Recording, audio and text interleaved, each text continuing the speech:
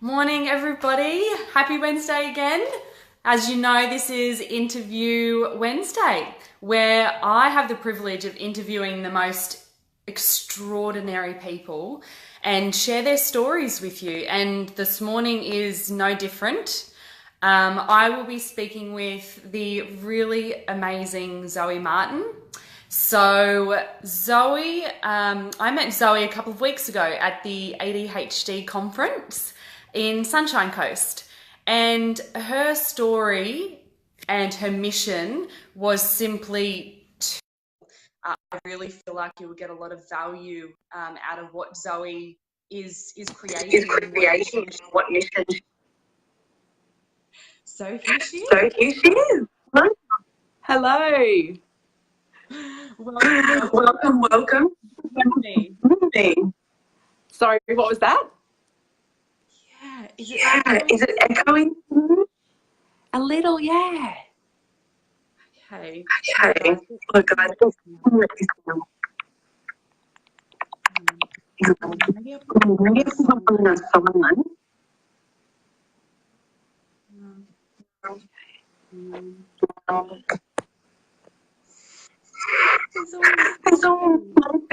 It's not bad. Try headphones. Oh, Chloe. Go. Okay, let me get mine. All right, bear with us, guys. Don't go there.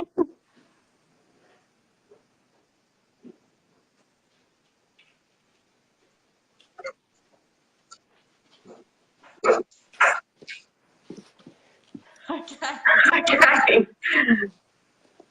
And we're both today. Bad audio. Thanks, Jess. We're trying to sort that out. Thanks, Jess. Thank you so much. Try these headphones. Yeah. How's that? Yeah, it's good for me. Can we Chloe, Jess, what are your thoughts? I've got an echo in my ear. Oh, do you?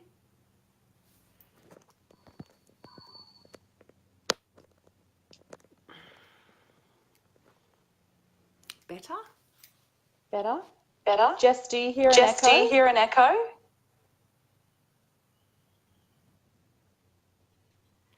Chloe's all the way in America. Perfect. Okay. All right. Cool, let's rock We it. can do that. You'll be doing most of the talking anyway, so I won't worry about my voice.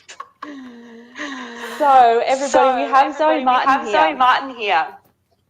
And she is probably one of the most inspirational and captivating speaker that I have heard recently and ever. And I feel as though your story, Zoe, is just too powerful not to share, and that's why you're here.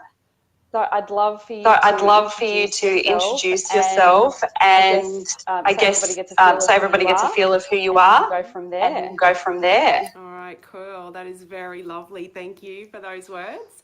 So yes, my name is Zoe Martin, and I am the Spectrum Synchronicity Coach.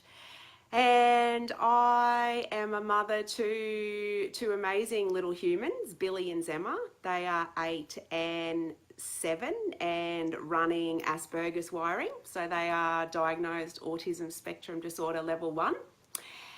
And in amongst all that, my husband was diagnosed as well. So yeah, now I'm officially the wife and mother to a family on the spectrum.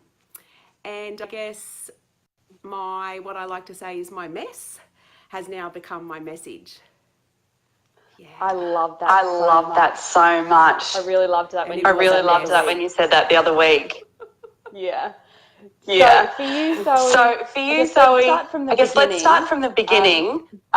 Let's see where the dark times were and where the struggles were for you, because I think we need to know what they were for you in order to see how far you've come and how that's happened. So what was that life like for you? I got goosebumps just when you ask me about that.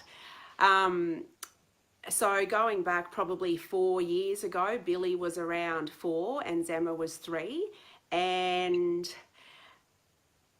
we didn't know what was wrong with Billy. His emotions were huge. They were very over the top. He yelled a lot. He punched walls. He stripped his bed. And we thought it was bad parenting. We thought our son was out of control. Zemma, my daughter, she was 3 and she just lived in this, we called it unicorn land. She would sit on the meditation cushion, talk about unicorns, do some yoga with me. And so we thought she was all good, and we just had this boy who we didn't know how to help him. So I just felt like I was failing. I spent a lot of the time screaming, yelling, that old school parenting. So did my husband. I was completely disconnected from my husband. And I refer to this Cartman dreaded drama triangle, and it's an amazing concept. And it was all in that triangle. You've got your victim, your problem, and your rescuer. My marriage was just a mess. I was a mess. I was exhausted.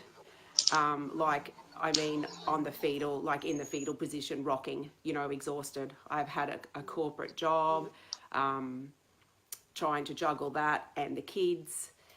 It was awful. Yeah. Really, Yeah. dark. Yep.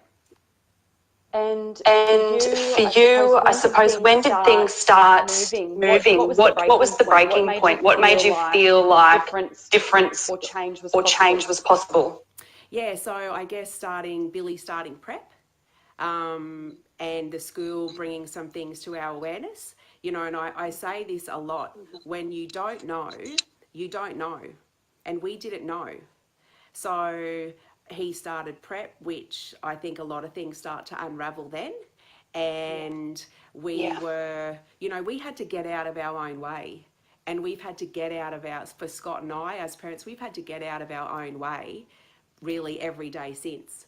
And what I mean by that is, that social conditioning, that old school parenting, how a child is supposed to behave, how we are supposed to discipline. And it was really hard for Scott.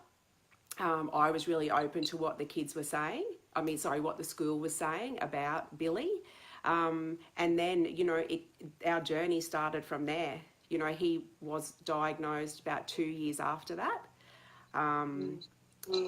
Yeah, so, it was a long worrying and crying and, exhausting journey. Yeah. I'd really like you to share what you felt like you needed to grieve for.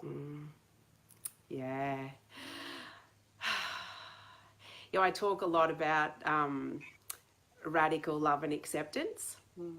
I feel I'm getting a bit emotional now because I had a really big conversation with my husband Sunday morning around our marriage, and me coming to terms with the fact that, he has, Asperger's as well. And there's part of like a marriage that I won't get. And I'm still grieving that with the children. Grief is a big part of it, because for me, I thought, I thought you had kids and it was this magical fairy tale journey and, the white picket fence and that wasn't my journey, really from the get-go. Like I look back and Mum Eve has even said to me at times that, she felt for me that when the kids were little, it wasn't that enjoyable for me. And now I can understand, why, because they were running this different wiring system and our home wasn't conducive to that. My parenting wasn't. So, there's been a lot of grief, especially in the last 2 years that I have gone through and I'm still working through it. And I think it's an ongoing journey for me. Like play dates, there isn't a lot of those. If there is, it's like they can have a child over for a 2-hour period. Letting go of a social life that I thought we'd have. You know, like going over to someone's place for dinner, going over to friends for dinner, how cool, you know, doesn't really work for us. You know, that's not a great time. And sometimes for me, just watching my kids, I was saying to a mum the other day, it's a heartbreaking and heart expanding journey. And when I mean breaking, there's a bit of grief in that sort of every day. And that's as I continue on my own journey, you know, to radical acceptance of the way things are. Yeah, sure. Yeah, sure. And everything you've explained are those things that some parents that's their normal. that's their normal from day to day, is those social events, or not needing to worry about their kids at school, Not needing to worry about their social life, not needing to worry about their future so much, or what that's going to look like. So it's a huge process for you as a mum. It is, and it's interesting. Like today, Halloween. You know, my kids want to go out, I will take them out. I won't start on the candy and the additives and all of that in there, and my kids know that 3/4 of it goes in the bin when we get home. But for me, you know, people can be so pumped about Halloween, and for me, there's been like a bit of anxiety for a week, because by the time I get my kids home at 7 and try and settle them, and they've had, you know, the sugar and all that sort of stuff, like getting them on the back foot, especially in term 4, and having a late night, you know, that's not what's best for them. But I also, you know, it's always that fine line in, you know, going out but yeah, just little things like that. Yeah, sure. Yeah, sure. So what do you feel up here your mindset? What was keeping you in that past life for you, constantly in your expectations not being met, or constantly feeling anxious, constantly feeling frustrated, confused, angry? What in your mindset has altered? The knowledge, I guess, having the diagnosis. You know, to me, I say knowledge is power. You know, when I just have this whole new level, you know, of acceptance and understanding for them, and that hasn't happened overnight. You know, I said, like, the day I got the diagnosis, I felt like I had the diagnosis, Google, and a Tony Attwood book, and I was going to be fine. You know, and that is just so not the case, like epic face plant after that. And it's you know, in relation to mindset,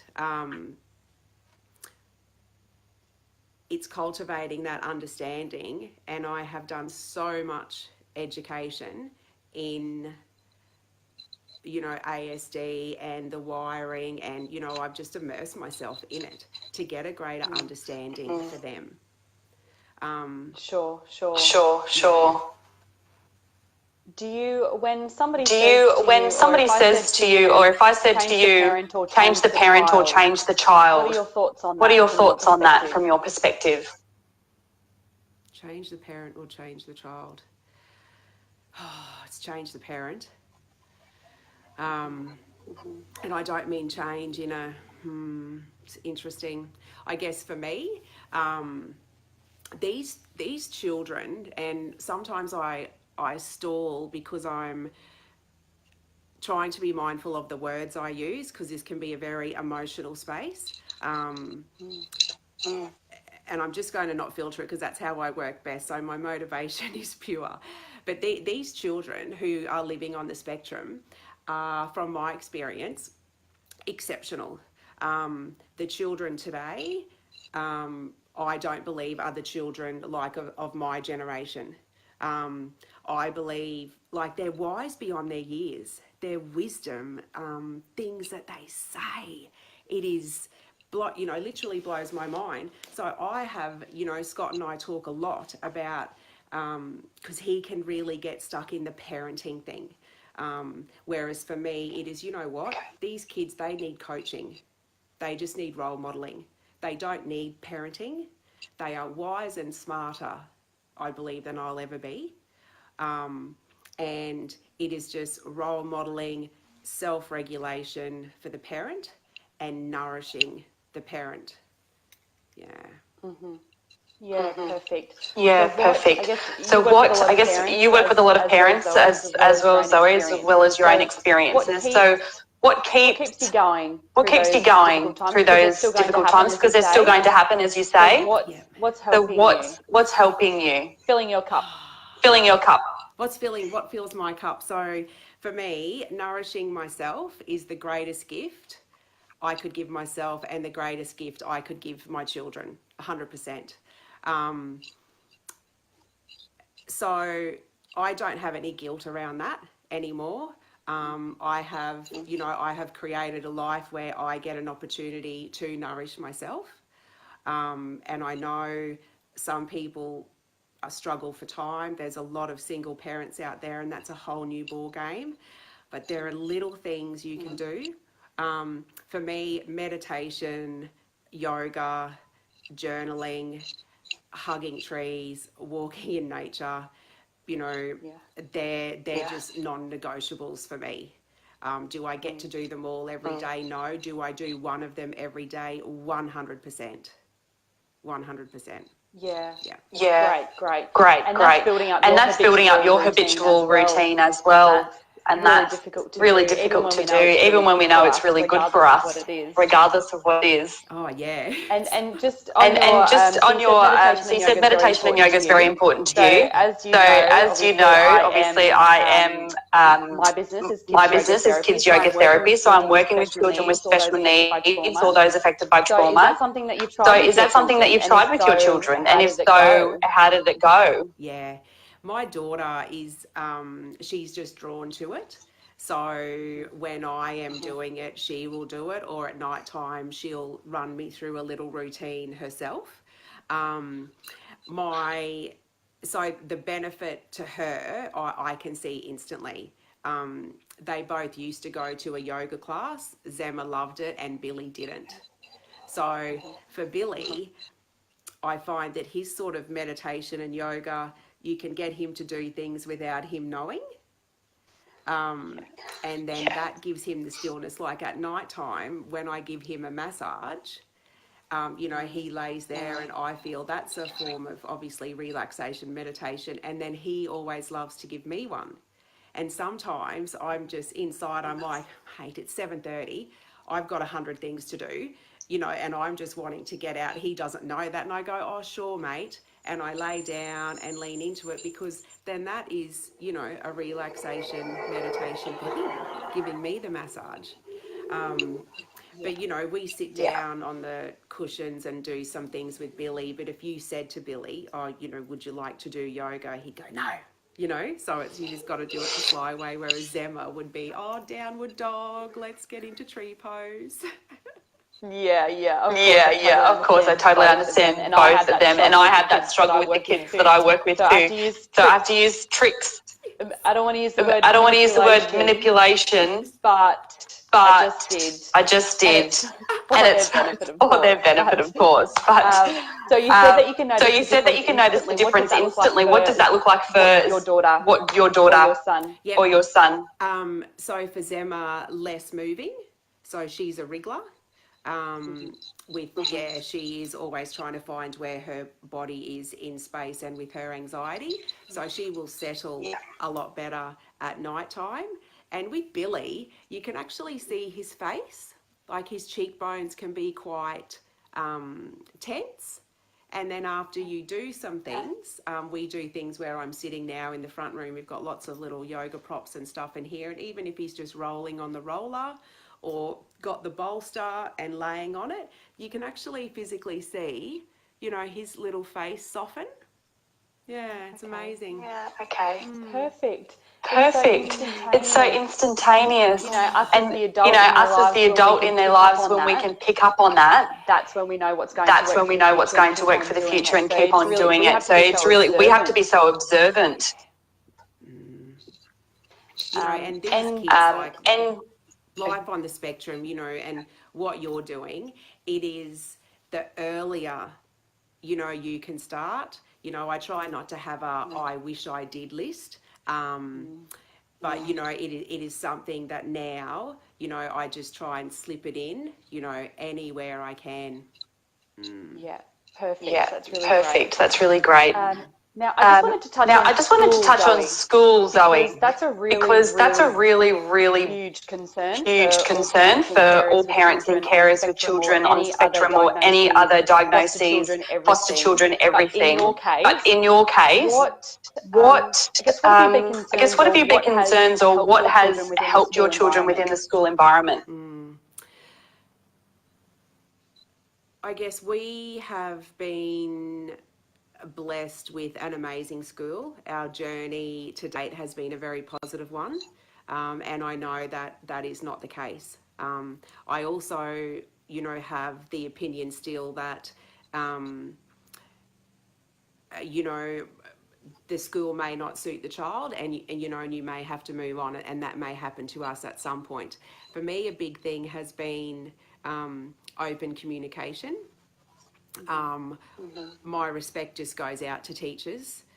There is more and more, you know, children on the spectrum, and they get less and less help. And you know, and it's really hard when you're a mum, like clutching and grasping and worrying and wanting to know every single thing that has happened throughout that child's day at school. And that you're one of 30 kids in a class, like your child's one of 30 kids in a class. So for me, it was always having that, even when I really wanted all the information, just having that respect and understanding for the teacher, and just being open about that and saying, look, I'd love to know what they did every minute of the day. And I know that's not possible, but, you know, can you tell me, you know, some things when you can?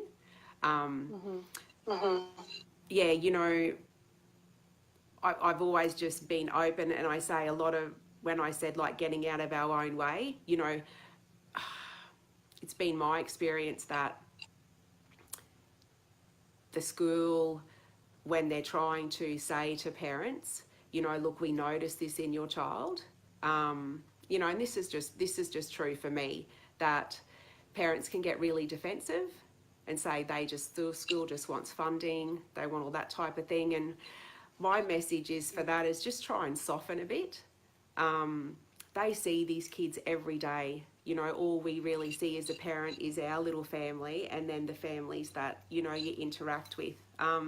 So all I'd say, because that's a big thing that keeps coming up for me, is just try and soften and be open to what they're saying.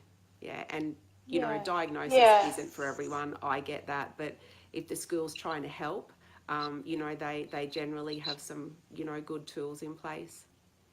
Yeah, sure. And Yeah, because sure. a major And part because of a children major being on the part spectrum of is children being on the spectrum is the issues with the processing issues with sensory processing information. sensory Within information. school, we know this Within is a school, we know huge this is a triggering huge environment. triggering So, have you environment. needed to, So or have the have you teachers needed to, or implemented have the anything teachers that's helped your implemented children anything within the that's helped your classroom? children within For the any other classroom? parents that For any might other be parents that wanting might different be wanting ideas for their different kids? ideas for their kids? Yeah. So, you know, Billy's now in grade 3, and Zemma's in grade 2. So there has been a lot of different things go on over the years. So they've implemented, like, we bought those stretchy bands from Kmart. They're super cheap that you use for exercise, and we put them around the kids' chair so they had something to sort of kick back on. Yeah, and we still use those at home, you know, for different things. They're super cheap. They've had cushions. They have, you know, Zemma has been moved a few times, and that Billy gets moved a few times too. It's hard for Zemma because she's probably best in the front row, with that visual processing to not look over people, but she's such a mover that she's distracting people if she sits in the front row. So her teacher and I and the OT are trying to work out where best to put her. But yeah, you know, they've had the spiky cushions. They've got pen toppers to chew on. Yeah, so there's lots of little things that they have. A little fidget box. You know, we're implementing movement breaks for Zemma. Yeah, the teachers have been, you know, really open and helpful. And I think that's a reflection of me, being really open and helpful back to them. Yeah, definitely. Yeah, definitely. I think that open communication is key from parent to teacher, because you both have the best interests for that child in mind, and it's just about trying to get on the same page and really calm, effective and understanding communication is the best way to do it. I guess for you, Zoe, if any parents are watching this and they are, I guess feeling a little bit lost, struggling, exhausted, they accepted they haven't accepted their life for what the middle of their children children at the moment, or just that situation, because because it's it's so difficult. What words of advice, wisdom, support would you like to share with them? You know, before we got on, I just replied to a mum in Messenger who is very new to this journey, literally just before I got on, and I said to her, if I could go back 4 years ago, and I get quite emotional too, because I just sent it, you know, to me, that mother, 4 years ago, I would say Rome wasn't built in a day. Just breathe. You know, I spent so much time at that start just grasping and trying to implement. You know, you see all these amazing therapists and professionals, like so many of them, and they all have these tips. Well, I tried to do them all same day. Yeah. Basically. Yeah. Change the food, do this, buy this. And how did I know what was working? Yeah. And my husband would just be standing there thinking, whoa, you know? So I'd just be like, breathe. When I say it will be okay, I mean that you're going to get through. Acceptance doesn't come overnight, you know, and it's a radical acceptance that's required because of all our social conditioning. And then I would say let those feelings come up, because if you stuff them down with Netflix and food and everything else, it's just going to like block everything. Yeah, and it's hard. Yeah, it's hard. Yeah. One of my favourite sayings is what you resist will persist. Yes. It's perfect. It's perfect. Yeah. You know, and I am so excited to be part of the change, just like you are. You know, this awareness, this understanding, you know, classrooms are changing. You know, the workstations in classrooms are changing. You know, we're part of it. So it's an awesome time sort of to be alive and to have a child with this wiring. You know, and I get up every day to do this, you know, with the hope of leaving a legacy of so much awareness that people don't even flinch. You know, people aren't commenting on children's behaviour. It's just acceptance. It's like, oh, this works best for them. Oh, this works best for them. You know, and it's happening. It's slow, and we're at the start of it. You know, but we're part of it, and it's awesome.